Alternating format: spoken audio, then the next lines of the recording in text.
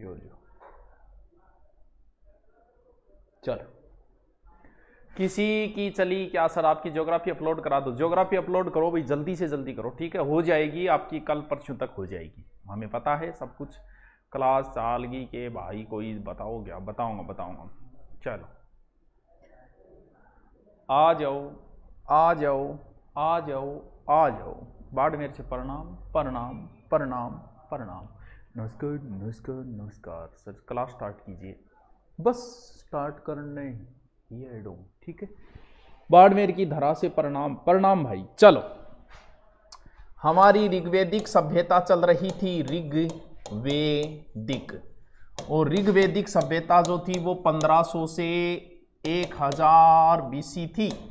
और ऋग्वेदिक की हमने सब कुछ पढ़ लिया, राजनीतिक, आर्थिक, सामाजिक, धार्मिक, कृषि, सारो कुछ पढ़ दियो। और ऋग्वेद के बाद में दूसरा काल जो आएगा वो आएगा उत्तर वैदिक सभ्यता। यानी आज हम क्या पढ़ेंगे? उत्तर वैदिक सभ्यता को पढ़ेंगे। देखिए, यानी today we are learn the सभ्यता ऑफ उत्तर वैदिक काल। उत्तर वैदिक काल कब से कब तक है? उत्तर वैदिक काल जो है वो 1000 से 600 ईसा पूर्व है, ठीक है। 1000 से 600 ईसा पूर्व उत्तर वैदिक काल है। 1000 से 600 ईसा पूर्व उत्तर वैदिक काल है, ठीक है। बस ही क्यों आ रही है? चाय कौन पी गए मैं? कोई बात नहीं, थाने को नहीं आने दी थे, आंखें खुली रखो यहाँ, ठीक है। चलो, हाँ, उत्तर वैदिक काल। अब हम वो कल्चर पढ़ेंगे कि उत्तर वैदिक काल में क्या था और क्या नहीं था। ऋग्वेदिक काल में ये देखो, ये भारत है, ऊपरी क्षेत्रीय है। ऋग्वेदिक काल में लोग यहां तक आए थे, कहां तक? सरस्वती तक आए थे।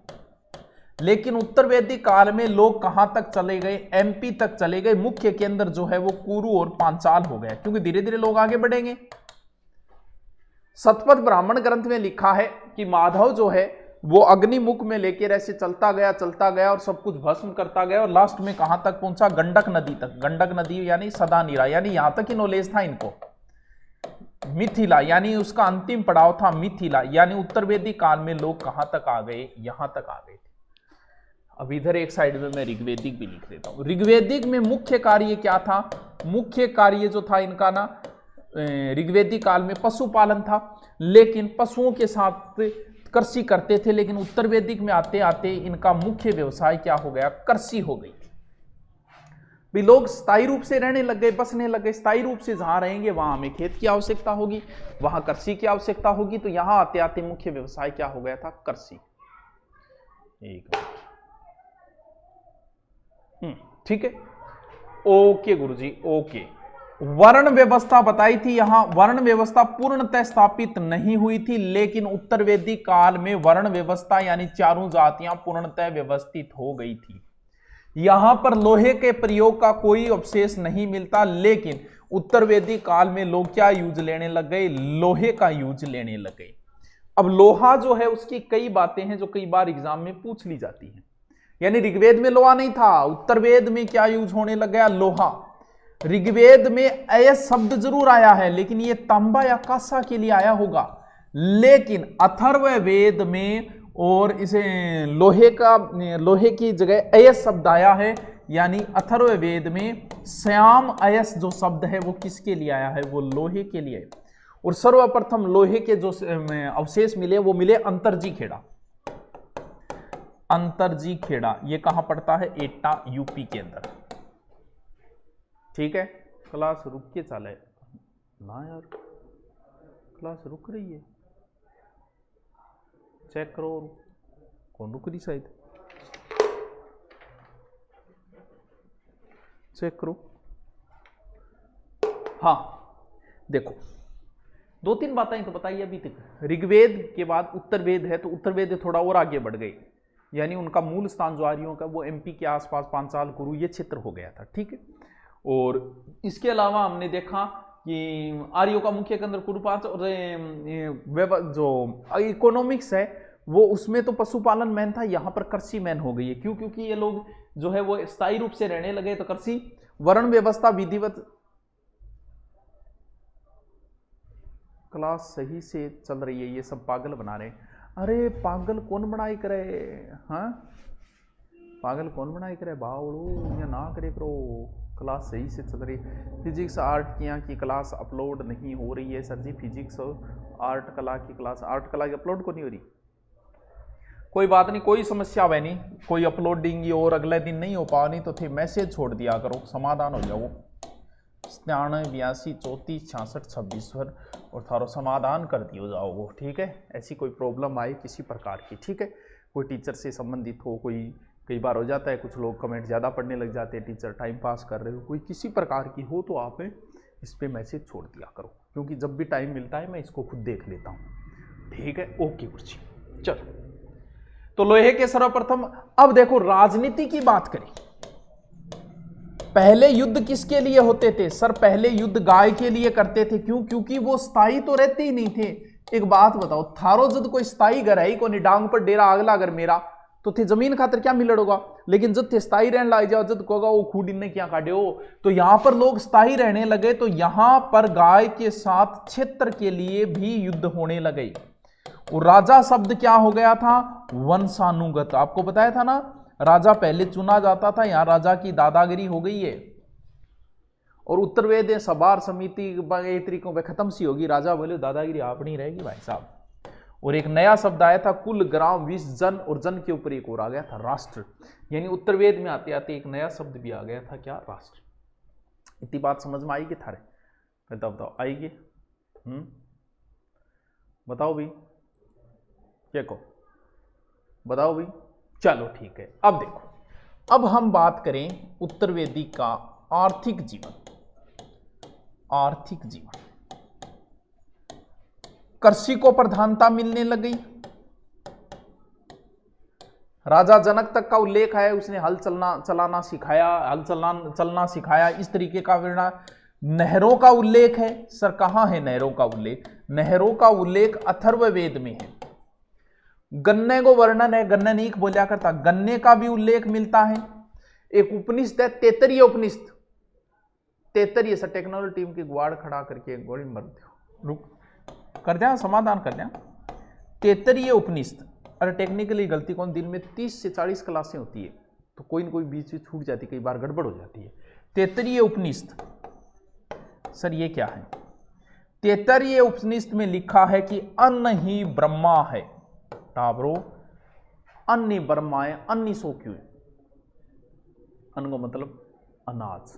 बूढ़िया जगह अनाज को बहुत आदर करया करता, आजकल तो थे होटल में ले गए यहीं छोड़ दिया, और पिज्जा बर्गर मंगा लिया और आधो खाओ रहे। बूढ़िया अनाज को बहुत आदर करया करता, खाने के बाद भी हाथ धोगे और वो पानी भी पी जाता बूढ़िया। उत तो अब गई है, लीद जाम रही है, अब तो आदर कौन करे? अन्न ब्रह्मा है, क्योंकि हमको पहले बड़ा बुजुर्ग कहने खानो पहले भी नमस्ते करता, खाने ने फिर खायो करता। आजकल आप लीद जाम रही इन तरीके कोई आदर ही कौन करा। तो तैतरीय उपनिषद में लिखा है कि अन्न ब्रह्मा है, इसलिए ज्यादा से ज्यादा अन्न का उपयोग करें, यानी ज्यादा से ज्यादा अन्न को उपजाएं। उपजाएं मतलब ज्यादा से ज्यादा अन्न उपजाओ। चावल, चावल के लिए एक शब्द आया है ब्रीही या तंदुल। चावल ध्यान रहे उत्तर वैदिक काल की फसल है। तंदुल के दानों में दिन का देते दरिद्र चबाने लगे, यानी तंदुल किसे बोलते हैं? तंदुल चावल को बोलते हैं। और चावल के साख से जो मिले हैं वो मिले हस्तिनापुर और अंतरजी खेड़ा से। गेहूं ने बोलता गोधूम, यानी कृषि संबंधी 2-4 बातें मैं थान बताई उत्तर वैदिक, ज्यादा लंबी चौड़ी को नहीं, ज्यादा माथा पच्ची कौन कर दिया है। हाँ दादाजी बेचारा सही कहे तो अनीता बूढ़ी यही बात को कह मान ले करो। चलो अब बात करें हम वर्ण व्यवस्था की। वर्ण समझ गए, जाति पाति। ऋग्वेद काल में जाति पाति पूर्णतः स्थायी नहीं थी, लेकिन यहां वर्ण व्यवस्था जो है वो एक तरीके से स्थायी हो गई।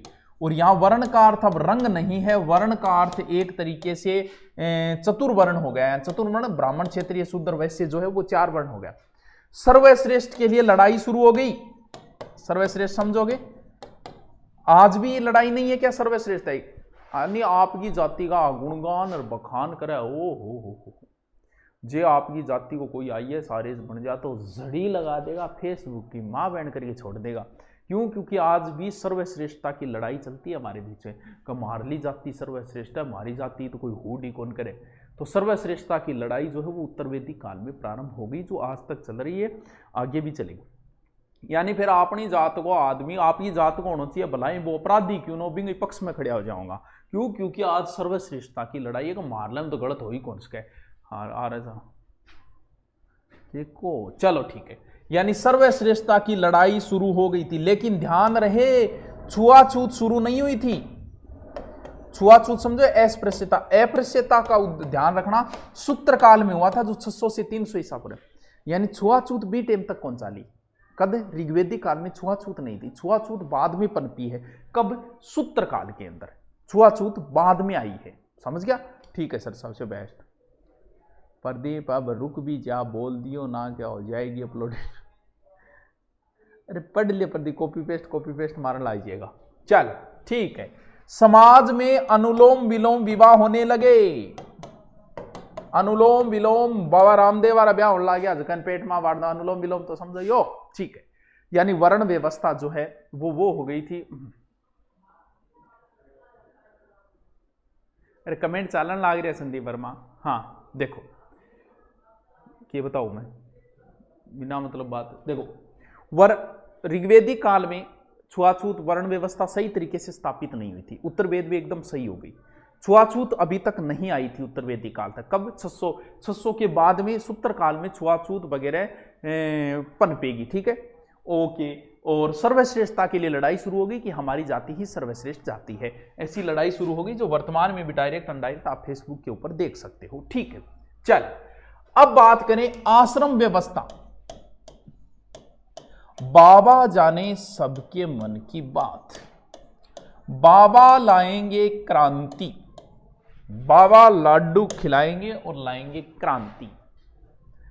बाबा जाने सबके मन की बात। आश्रम व्यवस्था उस समय से चली आ रही है। उस समय आश्रम व्यवस्था पहले नहीं थी, बाद में पनपी। क्यों? देखो, हिंदू धर्म को 4 चरणों से गुजरना पड़ता है। यानी एक मनुष्य को 4 चरणों से, आश्रम व्यवस्था की जानकारी जाबालोपनिषद में मिलती है। जाबालोपनिषद। यानी हिंदू धर्म जो है वो 4 चरणों से गुजरता है। यानी उस समय मानव की उम्र 100 वर्ष थी, जिसे हम 4 भागों में 25-25 में बांटेंगे। देखिए, सबसे पहले आप बालक हो तो फिर ब्रह्मचार्य का पालन करो ना। पता नहीं कौन सा नशा करता है, ऐसे अगर एडल्ट देखोगे तो ब्रह्मचार्य का पालन नहीं हो पाएगा। आप शनि जो है, शनि भाई साहब का वीडियो अगर सर्च मारोगा तो भाई साहब ब्रह्मचार्य का पालन नहीं हो पाएगा। यानी इस समय हमें ब्रह्मचार्य का पालन करना है। कब? 0 से 25 वर्ष तक। और इसकी शुरुआत होती थी उपनयन संस्कार से। यानी 25 साल तक अपनी पढ़ाई वढ़ाई पूरी करनी है और पूर्णतः ब्रह्मचार्य का पालन करना है। ठीक है गुरुजी, उसे बोलते हैं ब्रह्मचार्य आश्रम।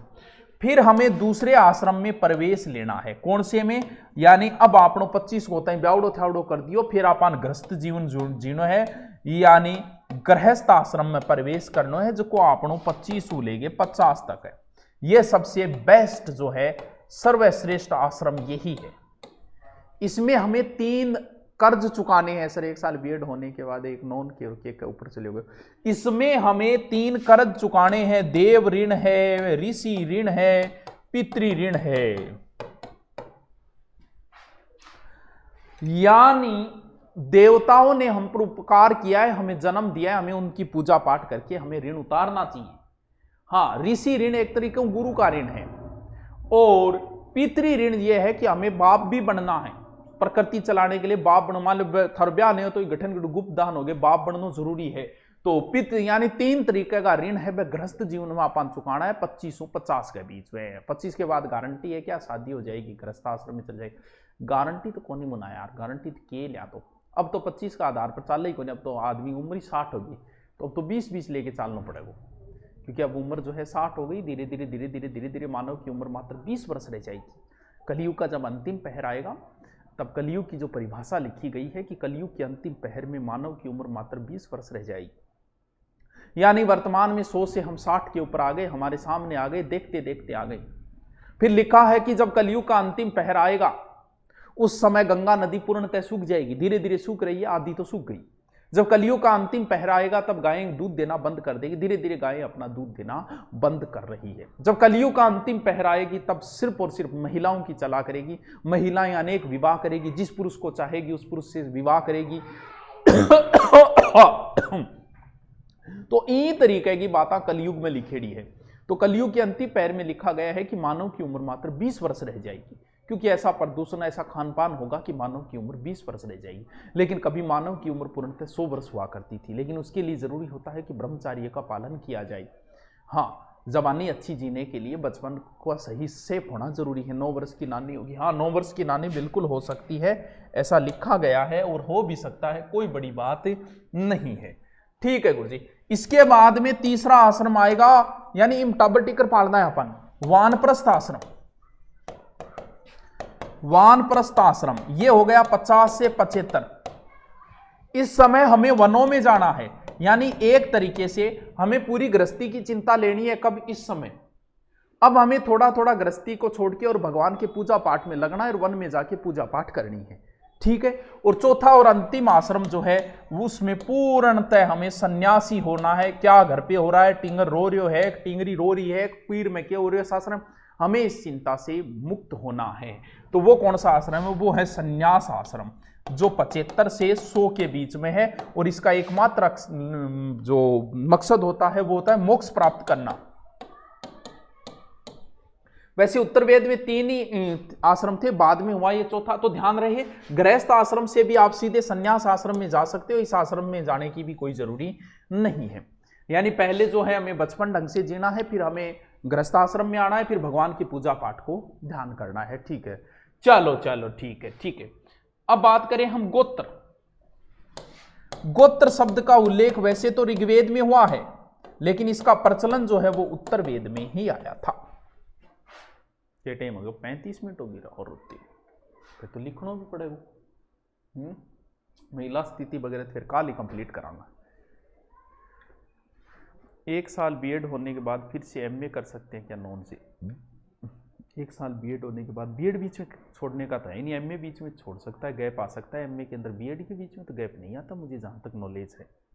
हाँ चलो लिखो, हेडिंग डालो उत्तर वैदिक काल।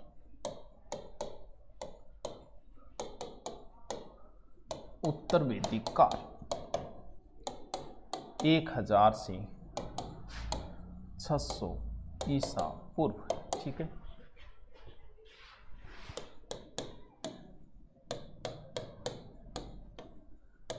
ऋग्वेदिक काल में पूर्वी सीमा सरस्वती थी,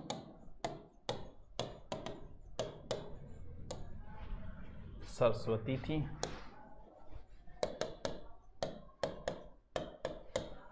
उत्तर वैदिक काल में एमपी हो गई। अब लिखते जाओ। अब आर्यों का मुख्य केंद्र कुरु व पांचाल हो गया। कुरु व पांचाल हो गया। पांचाल हो गया। लिखो,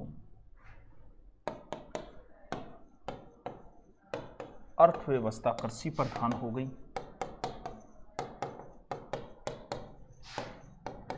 कृषि प्रधान हो गई।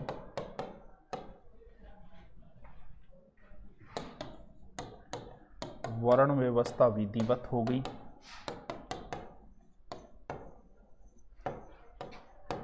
विधिवत हो गई।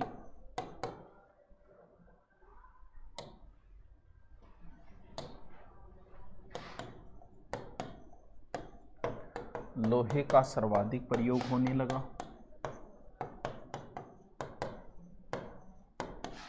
प्रयोग होने लगा।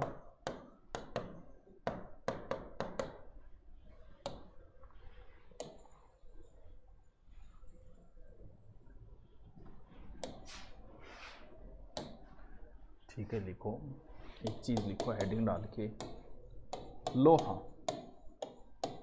देखो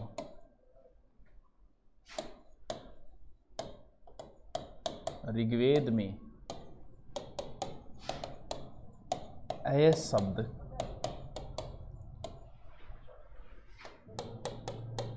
तांबा व कांसा के लिए आया था।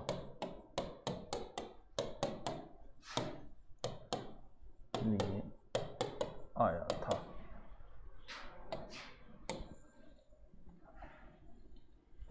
ठीक है, लिखो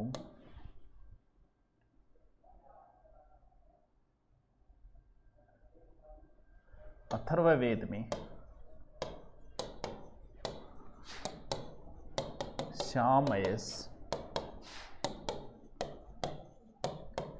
लोहे के लिए आया है।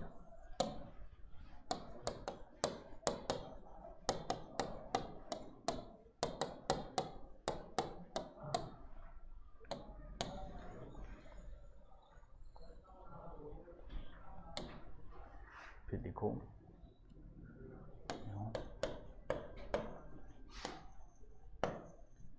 सर्वप्रथम लोहे उपकरण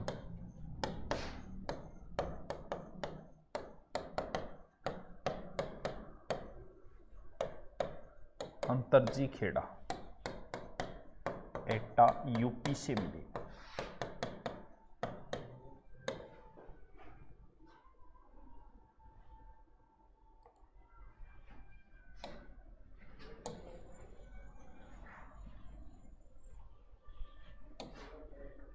लिखो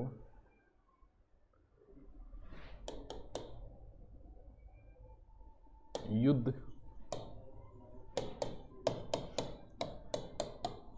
गाय के साथ साथ क्षेत्र के लिए होने लगे। ये होने लगे। राजा वंशानुगत हो गया।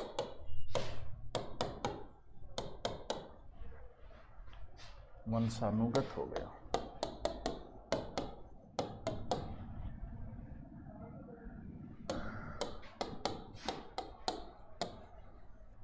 उत्तर वैदिक में विद्वत लुप्त हो गई।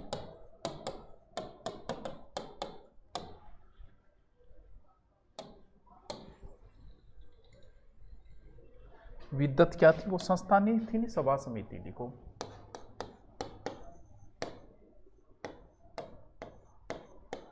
कुल ग्राम 20 कुल ग्राम 20 फिर जन फिर राष्ट्र।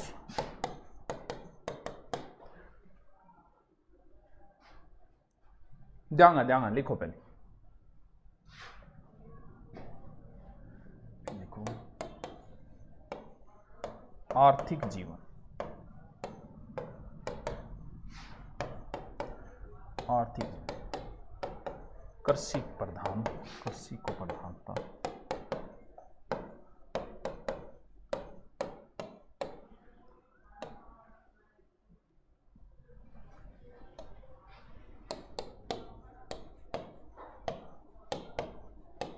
अथर्ववेद में नहरों का उल्लेख है। नहरों का उल्लेख है।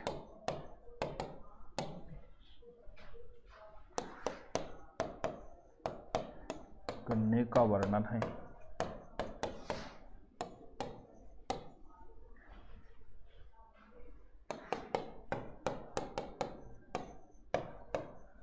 तैत्तरीय उपनिषद ने लिखा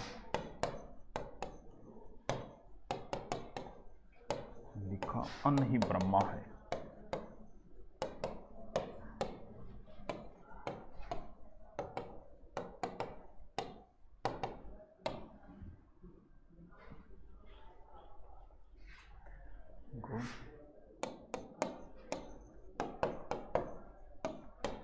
चावल को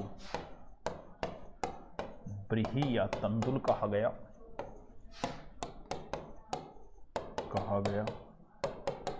चावल लिखते जाओ। सर आपके टोल फ्री नंबर पर कॉल नहीं उठा रहे। उठा लेगा। चावल उत्तरवेदी काल फसल है, काल की फसल है, फसल है।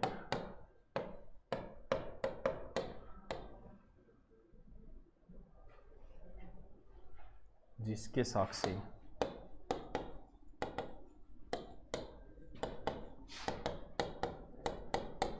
हस्तिनापुर व अंतरजी खेड़ा से मिले, खेड़ा से मिले।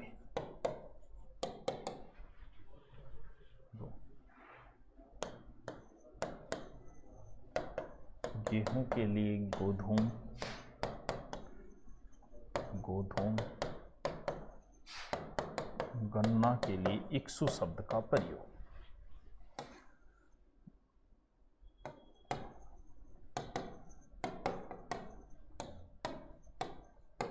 प्रयोग।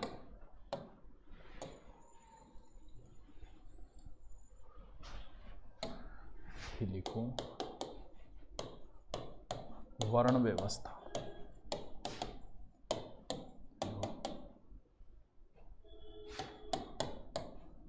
वर्ण का अर्थ उत्तरवेद में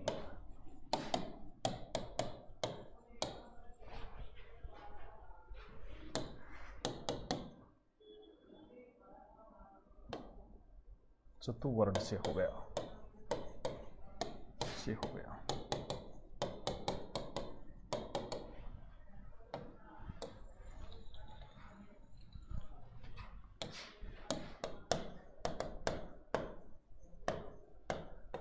अस्पृश्यता का उदय नहीं हुआ था,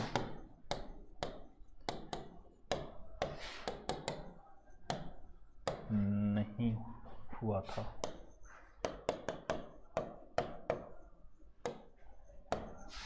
अस्पृश्यता का उदय 600 से 300 ईसा पूर्व हुआ, ठीक है। समाज में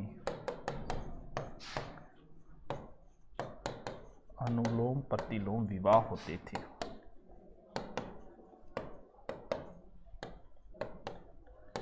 विवाह होते थे।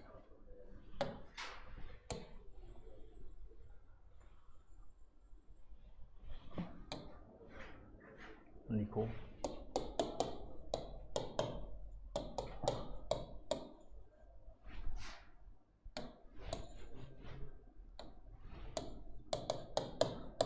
आश्रम व्यवस्था,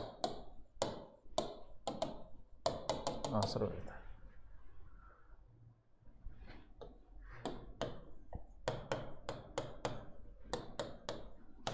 आश्रम व्यवस्था अंतिम लक्ष्य,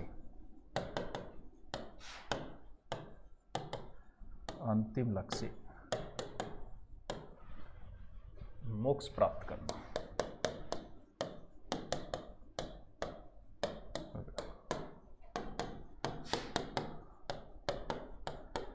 चारों आश्रमों का उल्लेख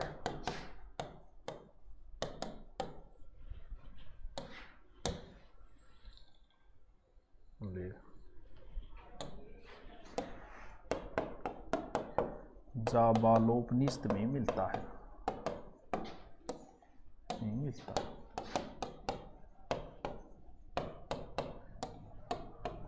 मिलता है, ठीक है। पहला लिखो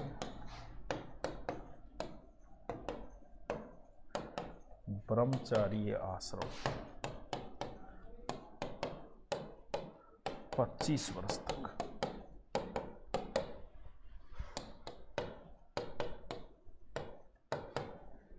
विद्यादान की शुरुआत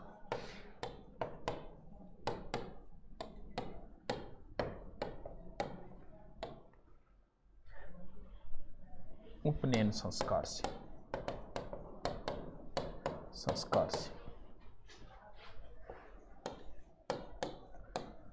दूसरा गृहस्थ आश्रम 25 से 50 वर्ष, मूल व सर्वश्रेष्ठ आसन।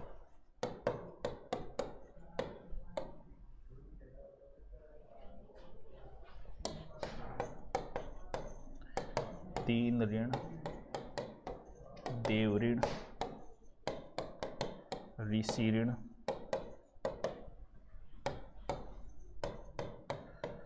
पितृ ऋण चुकाना।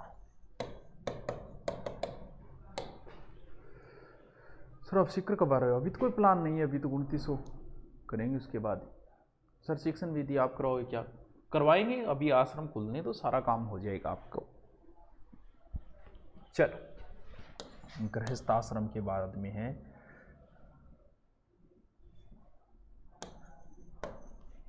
धर्म व कौन सा गृहस्थ आश्रम है ना, ये तो ठीक है, गृहस्थ आश्रम तो हो गया। तीसरा है वानप्रस्थ या फिर वैश्वानस आश्रम। 50 से 75 वर्ष।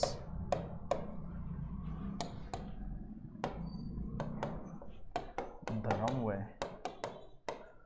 मोक्ष के लिए वनों में जाना।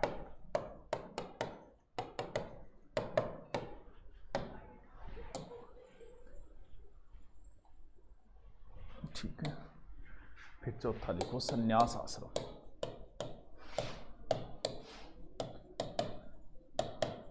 संन्यास आश्रम, संन्यास हो गई 75 से 100 वर्ष।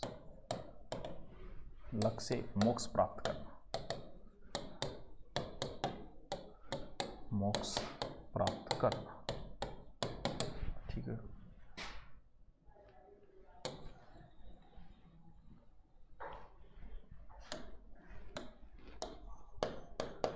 नोट लगा के लिखो। उत्तर वेद में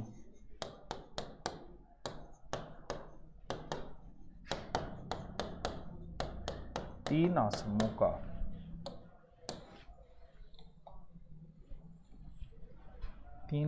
का प्रचलन था, क्योंकि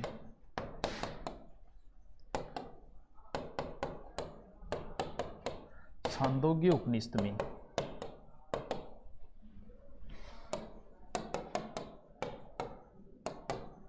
तीन आश्रमों का उल्लेख है।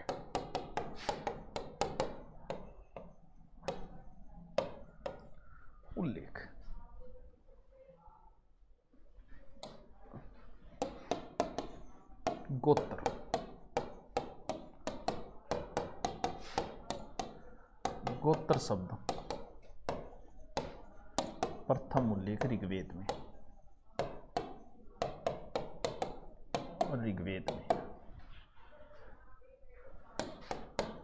गोत्र उत्तर वेद में प्रचलन में आया।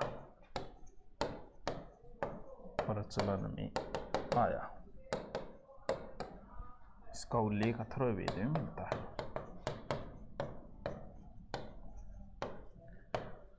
अथर्ववेद में मिलता है।